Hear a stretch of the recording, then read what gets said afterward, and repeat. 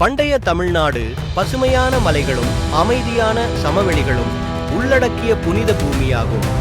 சிவபெருமானும் பார்வதி தேவியும் பெற்ற மகனான முருகன் பிரபஞ்சத்தின் சமநிலையை சீர்குலையச் செய்த சூரபத்மன் எனும் தீய அசுரனை அழிக்க உண்டானார்.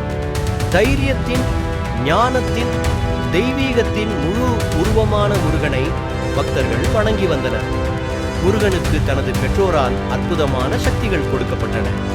அவருக்கு அவரது தாயாரான பார்வதியால் கொடுக்கப்பட்டதொரு சக்தி வாய்ந்த வேல் இருந்தது. 6 தலைகள் கொண்ட இவர் சுறுசுறுப்பான மயிலின் மீது இருந்து அனைத்து திசையிலும் கண்டு தனது பணியை நிறைவேற்ற தயாராக இருந்தார்.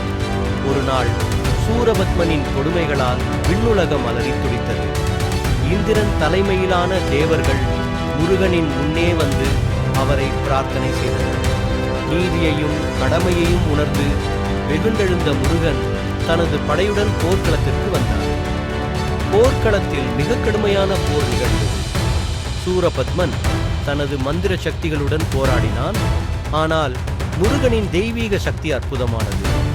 வேல் கொண்டு சூரபத்மனின் மந்திரங்களை சடக்கி இறுதியாக 2ஆக சிதைத்து அவனை வெற்றி கொண்டார்.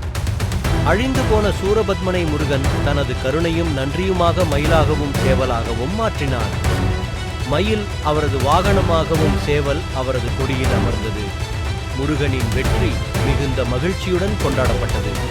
அவருக்காக கோயில்கள் கட்டப்பட்டன மற்றும் தைப்பூசம், கந்த சஷ்டி போன்ற விழாக்கள் அவரது தைரியத்தையும் நற்செயலையும் நினைவு கூற கொண்டாடப்படுகின்றன.